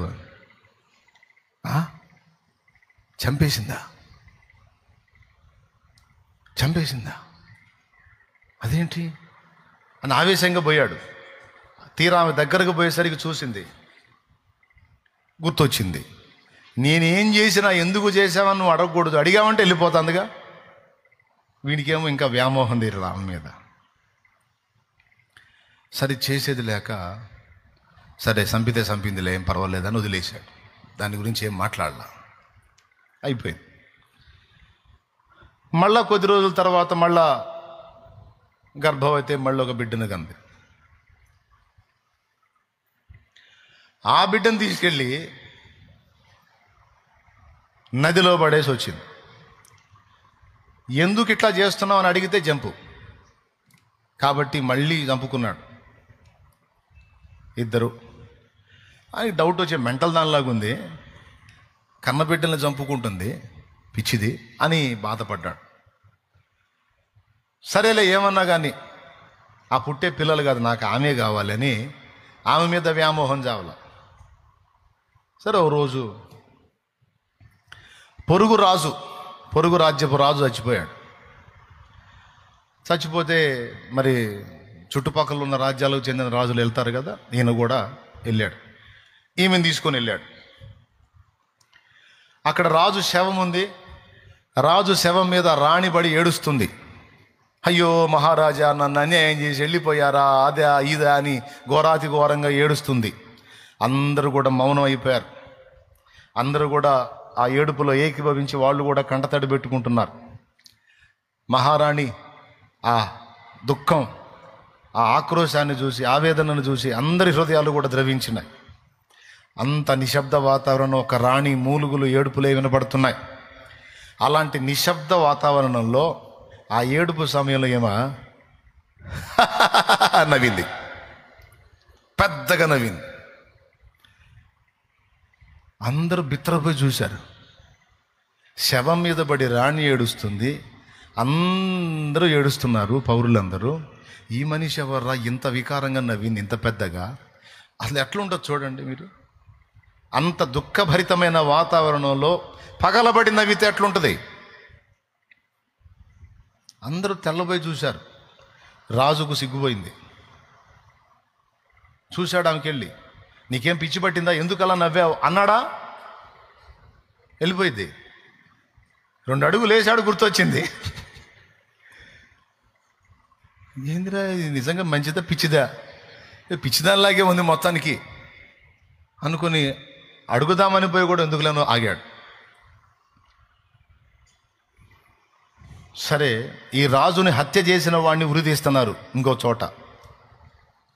ఆడికి పోయారు హంతకుడిని చూడటానికి, ఎవడు ఈ రాజును చంపిందని. వాడిని ఉరి తీస్తుంటే అందరూ వీడికి ఇంతే జరగాలి, ఈ దుర్మార్గుడికి ఇంతే జరగాలి, అందరూ కేకలేస్తుంటే అందరూ సంతోషంగా నవ్వుతా వాడిని అట్లా చంపాలి ఇట్లా చంపాలి అంటుంటే ఈమె పెద్దగా బోర్ని ఏడ్చింది. ఏడవాల్సిన దగ్గరేమో, నవ్వాల్సిన దగ్గరేమో ఏడ్చింది. రాజుకు డౌట్ వచ్చింది, పిచ్చిది, ఇదంతా రివర్స్, ఇక్కడ ఉంటే నా గాలి పోయిద్ది, ఎందుకు వచ్చిన గొడవని. సరే మనం ఇంకెళ్ళిపోదాం, చూసాం పలకరించి అయిపోయింది, ఇంక పదాం పదా అని తీసుకొని బయలుదేరాడు. ఎందుకు ఇలా చేసామని అడగల, అడిగితే మళ్ళీ పోయి దేవుని భయం. వానికేమో వ్యామోహం తీరలా. తర్వాత కొంతకాలానికి మళ్ళా గర్భవతి బిడ్డను కానీ ఆ బిడ్డను తీసుకొని బయటకు వచ్చింది. ఆ బిడ్డను తీసుకొని బయటకు వచ్చేసరికి వీడికి అర్థమైపోయింది వీడిని కూడా చంపడానికి తీసుకెళ్తుందని. అర్థమైపోయి ఆగు అన్నాడు. చూసింది, నువ్వేం చేయడానికి తీసుకొచ్చావో నాకు అర్థమైంది, నువ్వు పోయినా నాకు ఇబ్బంది లేదు, నీ సైకోయిజాన్ని తట్టుకోలేకపోతున్నాను, నువ్వు ఎంత అందంగా ఉన్నావో అంత వికారమైన వ్యక్తిత్వం కూడా కలిగి ఉన్నావు నువ్వు, మరి నా వల్ల కావట్లేదు, పోతే పోయావు, ఆ బిడ్డను ఏం చేయొద్దు అన్నాడు. ఎందుకు ఇలా చేస్తున్నావు అని అడిగాడు. అప్పుడు ఆమె చెప్పింది, నేను చేసేదాన్ని ఎందుకు అని ఆక్షేపిస్తే మరుక్షణం నేను వెళ్ళిపోతానని ముందే నీ దగ్గర మాట తీసుకున్నా, గుర్తుందా? గుర్తుంది, పోతే పోయావులే పో, వాడిని నాకు ఇచ్చిపో అన్నాడు. అప్పుడు ఆమె అంది నవ్వి, రైట్, ఇచ్చిన మాట మీద కట్టుబడ్డావు, నిజంగానే వెళ్తున్నా. నేను ముందే చెప్పా, మీకు మాకు సాంగత్యం కుదరదు, ఈ ప్రపంచం వేరు మా ప్రపంచం వేరు, మా అనుభవాలు వేరు మీ అనుభవాలు వేరు, మీకు మాకు సెట్ అవ్వదు అని చెప్పినా నువ్వు వినకుండా చేసుకున్నావు, పాపం బాధలు పడ్డావు, అయిపోయింది, ఎందుకు అని ప్రశ్నించావు కనుక వెళ్ళిపోతున్నావు. ఎటుగుడి పోతున్నావు కదా, అసలు నువ్వు ఇలా ఎందుకు ప్రవర్తించావు 2 ముక్కలు చెప్పిపో అన్నాడు. అప్పుడు ఆమె చెప్పింది, నీవు నన్ను వివాహం చేసుకొని భార్యగా స్వీకరించావు, మీకు మాకున్న తేడా ఏమిటంటే మాకు భవిష్యత్తు తెలుస్తుంది, మీకు రేపేందో ఇంకా గంట తర్వాత ఏందో తెలియదు, మీకు మాకున్న పవర్ ఏంటంటే మాకు ఫ్యూచర్ తెలుస్తుంది. నువ్వు నన్ను పెళ్లి చేసుకున్నావు, నేను నీ భార్యను, మనం కన్న సంతానము వాడు బ్రతికి ఉంటే వాడు పెరిగి పెద్దవాడై నీ తలను ఛేదిస్తాడు, నీ తలను ఛేదిస్తాడు. అందుకే పురుటి కందుగా ఉన్నప్పుడే వాడిని హతం చేశాను, ఎందుకంటే నీకు శత్రువుని కన్నాను నేను, వాడు ఉంటే నీకే కాదు రాజ్యానికి కూడా నష్టం, ఇంతమందిని నష్టపుచ్చటం నాకు ఇష్టం లేదు, అందుకే నేను వాడిని హతం చేశాను, వాడి ఫ్యూచర్ ఏంటో నీకు తెలియదు నాకు తెలుసు, అందుకని చేశాను. మరి రెండో వాడిని ఎందుకు అట్లా చేశావు అంటే, రెండో వాడిని ఏం చేశాను, నీళ్లలో పడేసి వచ్చావు కదా, వాడి ద్వారా కూడా కీడుంది, వాడి ద్వారా కూడా నష్టం ఉంది, నేను నీకు మేలే చేయాలి కానీ కీడు చేయకూడదు, కనుక కీడుకు కారణమయ్యే వాడిని కూడా బ్రతకనియొద్దని ఆ పని చేశాను. మరి వీడిని ఏం చేయడానికి తీసుకొచ్చావు అంటే, వీడి వల్ల నీకే హాని లేదు, నీ తర్వాత ఈ సింహాసనం ఎక్కడానికి వీడు అర్హుడు, అందుకే వీడిని నీకే ఇద్దామని తీసుకొస్తే నువ్వు అనవసరంగా నన్ను గదిలిచ్చావు అంది. వరి తేడా పడింది అనుకున్నాడు. దేవునికి స్తోత్రం. సరే ఇవన్నీ అట్టబెట్టు. రాజుగారి శవం దగ్గర రాణిబడి ఏడుస్తుంటే ఎందుకు పకపక నవ్వావు అని అడిగాడు. అప్పుడు ఆమె చెప్పింది, ఎందుకా, జరిగిందేమో మీకు తెలియదు, జరిగిందేమో నాకు తెలుసు. అక్కడ మహారాణి గారి నటనా చాతుర్యాన్ని చూసి నాకు బహు చోద్యం అనిపించి నవ్వానంది. నటన? అవునరా పిచ్చోడా, నటనే. అసలు వాడిని చంపించిందే ఆమె, వాడిని చంపిందే ఆమె. అర్థమైందా? నేరస్తురాలు ఆమె. కానీ ఏమీ ఎరగనట్టు శవం మీద పడి అద్భుతంగా నటిస్తుంటే, ఆ నటన దెబ్బకి అందరూ బుక్కయి అందరూ ఏడుస్తుంటే, ఇంతమందిని బకరాలం చేసిన నటన అబ్బా ఎంత ఆశ్చర్యమని నవ్వు ఆగలా నాకు, అందుకని నవ్వాను. అవునా? అవును. మరి హంతకుడిని ఉరితీస్తుంటే ఎందుకు ఏడ్చావంటే, వాడు నిరపరాధి, వాడు నేరస్తుడు కాదు, వాడికి ఏం తెలియదు, వాడు బేదవాడు, పిల్లలు గలవాడు, వాడే ఆ కుటుంబానికి దిక్కు. వాడిని ఆంతున అన్యాయంగా నేరం మోపి ఉరితీస్తే బాధగాకేమొచ్చింది? ఇవన్నీ నీకు తెలియవు. నాకు గతం తెలుసు, ప్రస్తుతం తెలుసు, భవిష్యత్తు కూడా తెలుసు. కనుక నేను చేసే చేష్టలన్నీ నీకు పిచ్చి చేష్టల్లాగా అనిపించినాయి. ఇప్పుడు చెప్పు, నా ఈ పిచ్చి చేష్టలా? నాకు అర్థం కాక పిచ్చి చేష్టలు అనుకున్నా. అప్పుడు ఆమె అసలు సంగతి చెప్పేసింది. ఇప్పుడు ఇది విన్నందున మీకేం అర్థమైంది? ఇప్పుడు ఆమెని పిచ్చిదనుకున్న రాజు పిచ్చోడా, లేకపోతే ఆమె పిచ్చిదే? ఇప్పుడు కన్య సంగతి పక్కన పెడితే దేవుడి సంగతికి వద్దాం. దేవునికి స్తోత్రం కలుగునుగాక. భూత భవిష్యత్తు వర్తమాన కాలములలో ఉండువాడు.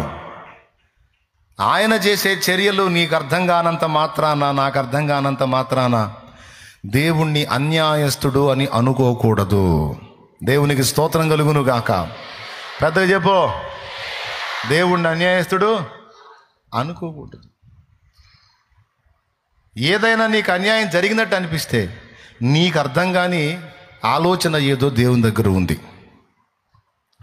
నువ్వు అడిగే మనసు ఉంటే దేవుని దగ్గర మోకాళ్ళుని, తండ్రి ఇది ఎందుకు ఇలాగ జరిగింది, దీని వెనుకున్న ఆంతర్యం ఏమిటని నువ్వు అడిగితే ఖచ్చితంగా ఆయనకి ఇష్టమైతే నీకు చెప్తాడు. దేవునికి స్తోత్రం. ఏం చేస్తాడు? నీకు చెప్తాడు. ఏదైనా ఎందుకు చేశాడో, ఎలా చేశాడో, ఏ కారణాన్ని బట్టి చేశాడో నీకు కాకపోతే ఎవరికి చెప్తాడు? నీకు చెప్తాడు. ఆయనకి మనసు ఉంటే. లేకపోతే తర్వాత చెప్తా అంటాడు, మొత్తాన్ని చెప్తాడు. ఇప్పుడు కాదు, దీని గురించి నీకు నేను తర్వాత క్లారిటీ ఇస్తా అంటాడు. దానికి కూడా ఒక సమయం నిర్ణయిస్తాడు. అప్పుడు ఆయనే నిన్ను పిలిచి చెప్తాడు, ఇదిగో ఫలానా రోజు ఇది ఎందుకు అని నువ్వు అడిగావు కదా, ఇదిగో ఇప్పుడు నీకు సమాధానం చూపిస్తున్నాదా, చెప్పడం కాదు చూపిస్తా. ఇదిగో ఆ రోజు అలా జరగటం వల్ల ఇది ఇలా జరిగింది, ఇలా జరిగి నీ మలుపులు తిరిగి ఇదిగో ఇప్పుడు ఈ మజిలీకి వచ్చింది. ఇది ఇలా జరగాలి అంటే అక్కడ అది అలా జరగాలి.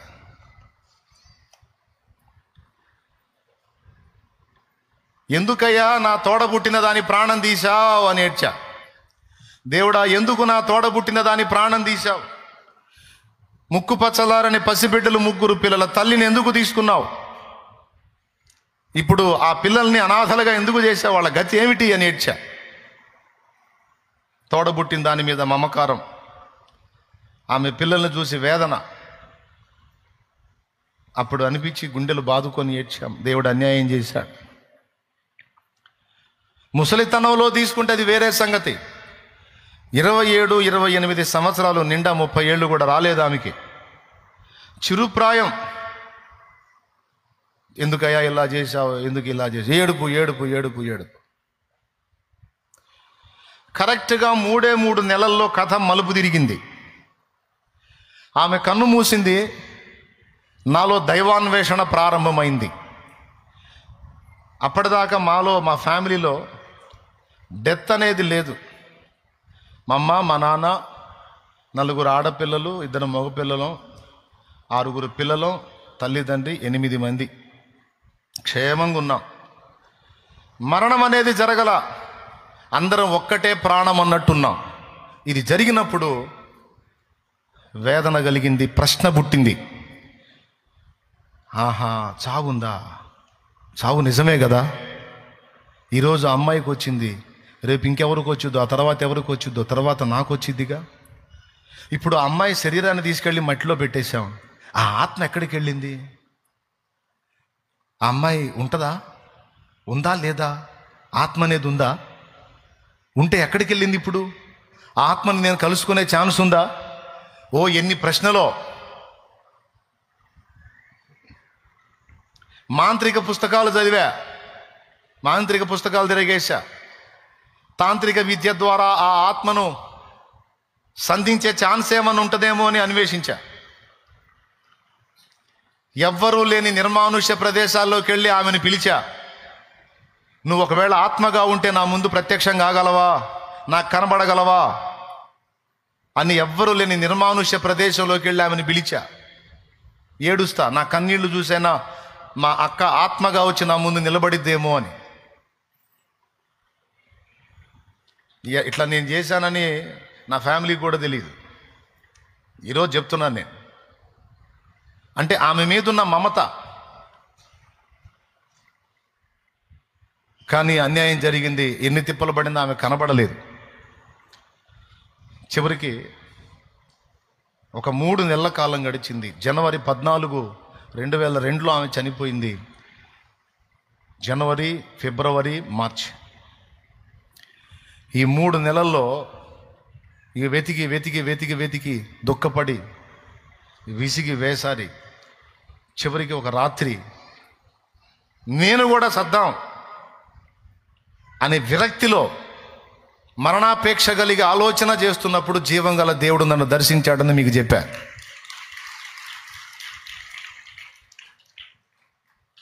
ఈజీగా ప్రాణం పోయేది ఎట్లా? అట్లాంటి ఆలోచనలు చేసుకుంటున్న వేళ నిజదేవుడు నన్ను దర్శించటం, నేను ఆయన వైపు తిరగటం.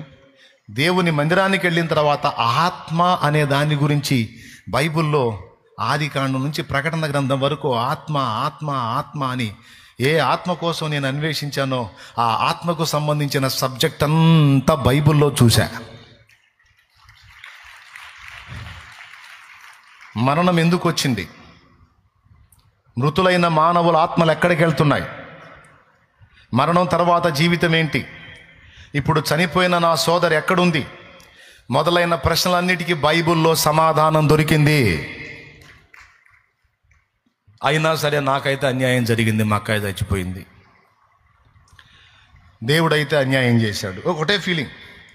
కానీ యేసయ్య దగ్గరికి వెళ్ళిన తర్వాత, ఆయన గురించి తెలుసుకున్న తర్వాత నాకు అర్థమైంది, దేవుడు అన్యాయస్తుడు కాదు, దేవుడు అన్యాయము చెయ్యడు. ఆయన చర్యలన్నిట సంపూర్ణ న్యాయం ఉంటుంది. అంతకు మించి ఆమె భూమి మీద ఉండటం ఆమెకు క్షేమం కాదేమో, లేకపోతే నా విషయంలోనూ ఆమె పిల్లల విషయంలోనూ దేవునికి ఉన్న సంకల్పం యొక్క నెరవేర్పు కొరకు ఈ ఘట్టం అవసరమైందేమో. అనేక మంది రక్షణ నా రక్షణతో ముడిపడి ఉంది. నా రక్షణ కార్యం జరగాలంటే నా హృదయానికి గొప్ప గాయం కావాలి. ఆ గొప్ప గాయం అయితే నేను తిరుగుతాను, నేను తిరిగితే అనేక మంది తిరిగే అవకాశం ఉంది. ఇదంతా భవిష్యత్ తిరిగిన దేవుడు ముందే చూశాడు.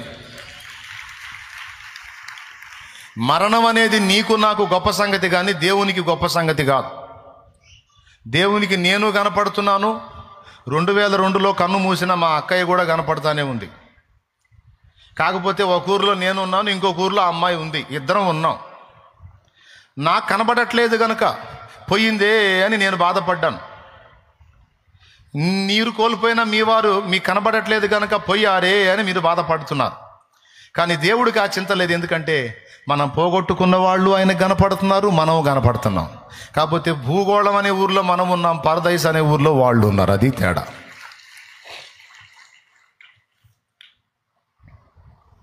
ఎంతమందికి అర్థమైంది?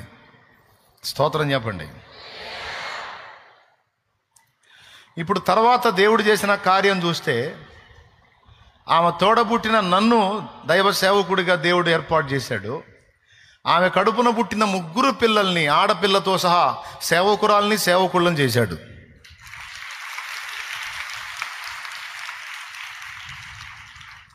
ఆ 3 పిల్లల మీద దేవుని ప్రణాళిక ఉంది. వాళ్ళలో ఒకడు అశోక్ ఉన్నాడా? అశోక్ వెళ్ళాడు. అశోక్ అజయ్ కొండవీడులో పరిచర్య చేస్తున్నాడు. అశోక్ ఇందాక ఆల్ నైట్లో ఉండి ఇందాక దాకా ఉండి వెళ్ళాడు. చీరాల్లో చేస్తున్నాడు అజయ్, కీబోర్డ్ కొడతాడు కదా వాడు. అద్దంకిలో పరిచర్య చేస్తున్న పాస్టర్ రవి భార్య కూతురు, 3 సేవకులు. దేవుడు అడుగుతున్నాడు, ఏం అన్యాయం చేశారా? కాకపోతే కొద్ది రోజులు ఆ అమ్మాయికి భూమి మీద లైఫ్ తీసేశా. అది కూడా ఎందుకు తీశాను? నువ్వు ఉంటాం ఆమెకి క్షేమం కాదు. నాకుండే ఆలోచనలు ఏవో నాకున్నాయి. ఇప్పుడు ఆమెను తీసుకోవటం వల్ల బోల్డ్ అంత ప్రణాళిక నెరవేరింది. ఇంత సబ్జెక్టు నీకు తెలుసా? ఇంత మ్యాటర్ నీకు తెలుసా? ఇప్పటికి ఇన్ని ఆత్మల రక్షణ, ఇక ఫ్యూచర్లో ఇంకెన్నో ఆత్మల రక్షణ, ఎన్నో సంఘాల స్థాపన, ఎంతో పరిచర్య. అంత్యకాలపు సంఘములో ఒక అద్భుతమైన పరిచర్య. ఒకదానికోటి ఎన్ని లింకులు ఉన్నాయో చూడండి. సో ఒక సంఘటన జరిగినప్పుడు, ఒక కార్యం జరిగినప్పుడు సహజంగానే మనం అనుకునేది ఏంటంటే, నష్టం కలిగినప్పుడు, కష్టం కలిగినప్పుడు, మరణం కలిగినప్పుడు, శ్రమ కలిగినప్పుడు, వ్యాధి కలిగినప్పుడు, బాధ కలిగినప్పుడు మనం అనుకునేది ఒకటే, ఎందుకు దేవుడు ఇలా చేశాడు, ఎందుకు ఇలా చేశాడు. దేవుడు అంటాడు, న్యాయమైన కారణం ఉంది, నోరుమూయి అంటాడు. ఏది చేసినా అందులో న్యాయం ఉందని నువ్వు నమ్మితే ప్రశాంతంగా ఉండు. అందులో న్యాయం ఏంటో తర్వాత నీకే అర్థమైంది. ఈరోజు నాకు అర్థమైంది. ఒకవేళ అది జరగకపోతే ఈ మలుపు నా కథ తిరగదు. ఈ మలుపు తిరగకపోతే అమ్మో ఇంత గొప్ప ధన్యత దక్కదు. ఇదంతా ఒకదానికొకటి అనుసంధానమై ఉంది. తర్వాత ఆమె భర్తను కూడా తీసుకున్నాడు దేవుడు. మళ్ళా అన్యాయం చేశాడు అనిపించింది. పిల్లలకి తల్లిని లేకుండా చేశాడు, తండ్రిని కూడా లేకుండా చేశాడని బాధపడ్డా. తర్వాత అది కూడా అర్థమైంది. తండ్రి ఉన్నట్లయితే పిల్లలు సేవకులు అయ్యేవాళ్ళు కాదు. డౌటే లేదు, నంబర్ 1 జులైలు అయ్యేవాళ్ళు. ఏమండి, ఏప్రిల్, మే, జూన్, జులై నెంబర్ 1 జులైలు అయిపోయేవాళ్ళు పిల్లలు. ఎందుకంటే అతడు లోకానుసారి, దేవుని యందు విశ్వాసం ఉంచలేదు, మారు మనసు లేనోడు, పిల్లల ఎడల సరైన బాధ్యత నెరవేర్చేవాడు కాదు, ఖచ్చితంగా చెడిపోయేవాడు. ఎందుకు ఆ పిల్లల్ని అలా చేస్తున్నావు అని మేము అన్నాం అనుకో, ఏయ్ నా పిల్లలు అంటాడు. అర్థమైందా? తల్లి తర్వాత తండ్రికి హక్కు. ఏ ఊరైనా తిప్పొచ్చు, ఏ వాడైనా తిప్పొచ్చు, ఎక్కడ ఏ విధంగానైనా తయారు చేయొచ్చు, మేము అంటానికి లేదు. అందుకే దేవుడు ఆయన్ని కూడా తీసుకున్నాడు. పిల్లల్ని నా చేతికి అప్పగించి నా చేతుల్లో వాళ్ళు పెరిగేటట్టు చేసి, దైవజనుడి కింద ఎదిగిన పిల్లల్ని దైవజనులుగా, జనురాండ్రుగా తీర్చిదిద్దాడు.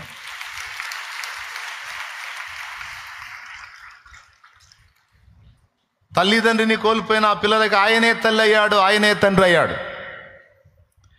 ఈరోజు జస్ట్ నా ఫ్యామిలీ మ్యాటరే కాదు, నీ లైఫ్లో నీకు ఎదురైనటువంటి పరిస్థితులన్నీ కొద్దిగా తరచి చూస్తే దేవుని సున్నితమైన కదలికలు నీకు అర్థమవుతాయి. దేవా ఇదెందుకు చేశావు అని కొంచెం నిశ్చితంగా ఆలోచిస్తే అవన్నీ నీకు అలా జరగటం 100కు 100% నీ మేలుకే. నీకు అర్థం కాదు, కానీ దాని వెనక కూడా దేవుని మంచి ప్రణాళిక ఉందనేది ఒక్కటి అర్థమైతే చాలు. ఒక కవి అన్నాడు, జరిగేవన్నీ మంచికని అనుకోవటమే మనిషి పని అన్నాడు. అనుకున్నామని జరగవు కొన్ని, అనుకోలేదని ఆగవు అన్నీ, జరిగేవన్నీ మంచికని అనుకోవటమే మనిషి పని అన్నాడు. అదే దేవుణ్ణి ఎరగని అన్యుడికే అంత నిరీక్షణ ఉంటే, జీవము గల దేవుని యందు విశ్వాసం ఉంచిన మనకి మరి నిశ్చయముగా మేలు కలుగుటకే సమస్తము సమకూడి జరుగుచున్నవని ఎరగమా?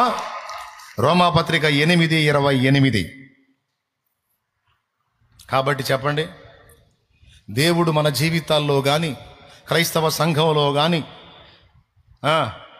ఆయన కదిలించే కదలికలన్నీ పిచ్చివా మంచివా? న్యాయమైనవా అన్యాయమైనవా? న్యాయమైన కారణాలు మనకు అర్థం కాకపోవచ్చు, ఎందుకలా హబక్కూకు అన్నాడు. దేవుణ్ణి ప్రశ్నల మీద ప్రశ్నలు వేస్తానే ఉంటాడు. హబక్కూకు గ్రంథం చదవండి. ఎందుకు ఇలా జరిగింది దేవా, అలా ఎందుకు జరిగింది దేవా, ఇదెందుకు దేవా, అదెందుకు దేవా అని అడుగుతానే ఉంటాడు. చివరికి ఒక అండర్స్టాండింగ్కి వస్తాడు. శాలలో పశువులు లేకపోయినా, ద్రాక్ష చెట్లు అంజూరపు చెట్లు పుయ్యకుండినా, భూమి పంటనిచ్చినా ఇయ్యకపోయినా, దొడ్డిలో గొర్రెలు లేకపోయినా, యెహోవా యందు నేనైతే ఆనందిస్తాను. అంటే నష్టం కలిగిన, కష్టం కలిగిన, మేలు కలిగిన, కీడు కలిగిన నా ప్రభు అనుమతి లేకుండా ఏవి జరగవు. ఆయన అనుమతించాడంటే ఆయన అనుమతిలో సంపూర్ణ న్యాయము ఉంటది, సంపూర్ణ ధర్మము ఉంటది. అంతేకాదు తాను ప్రేమించే పిల్లలకు సంపూర్ణ మేలు కూడా ఉంటది. అనుకున్నవి జరుగవని కలత చెందకు, అనుకోనిది జరిగిందని దిగులు నొందకు. అనుకున్నది జరుగదని కలత చెందకు, అనుకోనిది జరిగిందని దిగులు నొందకు. మన ఇష్టము తెచ్చును మనకెంతో కష్టము, మన ఇష్టము తెచ్చును మనకెంతో నష్టము. ప్రభు చిత్తము జరిగితే అది క్షేమము, ప్రభు చిత్తము జరిగితే అది క్షేమము. దేవుని ప్రేమించు వారికి తన సంకల్పము చొప్పున పిలువబడిన వారికి, దేవుని ప్రేమించు తన సంకల్పము చొప్పున పిలువబడిన వారికి మేలు కోసమే సమస్తము సమకూడి జరుగుచున్నవి. మేలు కోసమే సమస్తము సమకూడి జరుగుచున్నవి. సమకూడి జరుగుచున్నవి.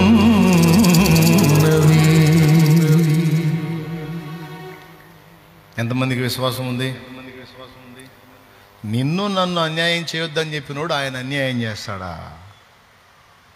నిన్ను నన్ను న్యాయం తప్పి నడవద్దని బోధించినోడు ఆయన న్యాయం తప్పి నడుస్తాడా? ఒక్కసారి చెప్పక్కయ్యా అనయ్య చేస్తాడా? మరి దేవుడు జరిగించే చర్యలన్నిట సంపూర్ణ న్యాయం ఉంటుందా, ఉండదా? హబక్కూకి ఇచ్చాడు ఆన్సర్, ఏబు కూడా ఇచ్చాడు సమాధానం. ఎందుకిలా అని దేవుడు నాకు అన్యాయం చేశాడని ఏబు మాట్లాడితే, ఏబు ముందు ప్రత్యక్షమై ఏమన్నాడో తెలుసా? ఎట్లా కనపడుతున్నా, నీకేం పిచ్చి పిచ్చిగుందా అల్లా నేను భూమికి పునాది వేసినప్పుడు నువ్వు ఎక్కడున్నావు అని అడిగాడు. హలో, ప్రసంగం అయిపోతుంది, స్తోత్రం చెప్పండి, పెద్దగా చెప్పండి. అది ఇప్పుడు బుక్ అయ్యారు, నిజంగానే అయిపోతుందిలే. నేను భూమికి పునాది వేసినప్పుడు నువ్వు ఎక్కడుంటివి నాకు చెప్పు అన్నాడు. నాకు ఈ అగసాట్లన్నీ ఎందుకు వచ్చినాయి నేను అడుగుతుంటే, భూమికి పునాది వేసినప్పుడు ఎక్కడుంటివి, సముద్రానికి మేర నిర్ణయించినప్పుడు ఎక్కడుంటివి, ఆకాశ నక్షత్రములను నేను వాటి సంఖ్యను నియమించినప్పుడు ఎక్కడుంటివి, కృత్తికా నక్షత్రమునకు మృగశీర్షకు కట్లు విప్పగలవా అని అడుగుచుంటివి. నేను అడిగేదేది, నువ్వు చెప్పేదేందా? అసలు నాకు ఈ సినిమా కష్టాలన్నీ ఎందుకు వచ్చినాయి అని నేను అడుగుతుంటే, స్తోత్రం చెప్పండి గట్టిగా. అసలు నాకు ఎందుకు అయింది, నా పరిస్థితులు ఎందుకు మారినాయి నేను అడుగుతుంటే,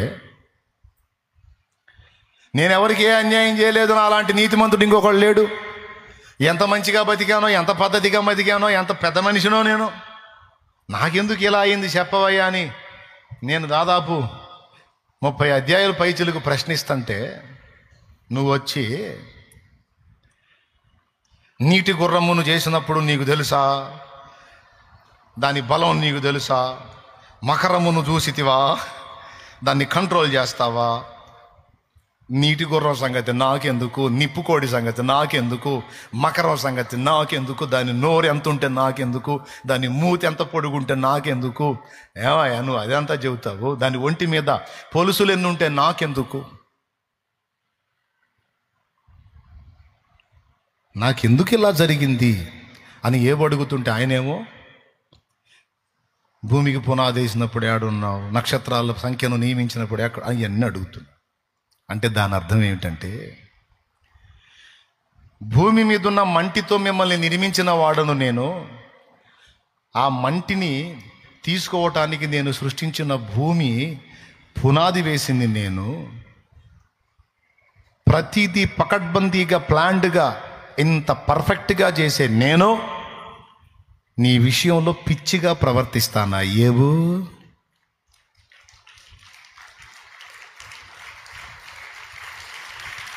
నిదానంగా అర్థమవుతుంది. దేవునికి స్తోత్రం, హల్లెలూయా. నిదానంగా వెళ్ళింది కదా బల్బు.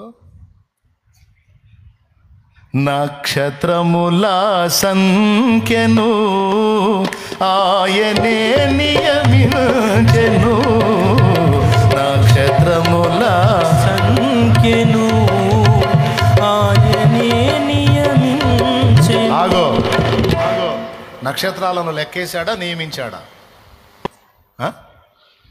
నక్షత్రాలన్నిటిని లెక్క పెట్టాడంటే ఆయన చేయనట్టు. ఎంత క్యాలిక్యులేటెడ్గా మాట్లాడతాడో చూడు వాక్యంలో. ఎక్కడ బ్యాలెన్స్ మిస్ కాడండి వాక్యంలో. నక్షత్రాలను లెక్క పెట్టడం కాదు, ఆ సంఖ్యను డిసైడ్ చేసింది ఆయనంట. ఇప్పుడు ఎన్ని ఉన్నాయో మీరు చెప్పండి.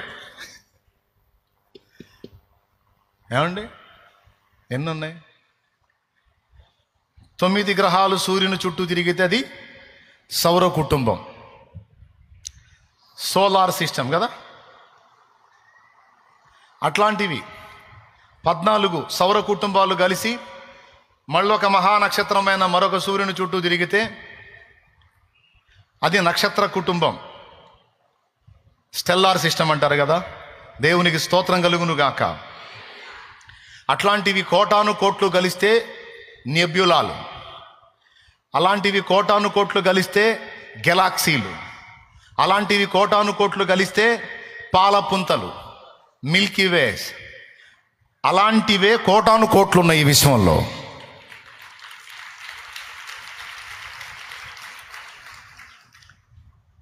కోటాను కోట్లున్నాయి. వామ్మో, లెక్క పెట్టలేవు, అంత ఉన్నాయి. అయితే మన వల్ల కాదులే లెక్క పెట్టడం, అబ్రహాం వల్లే కాలేదు, నీ వల్ల నా వల్ల ఏమైంది?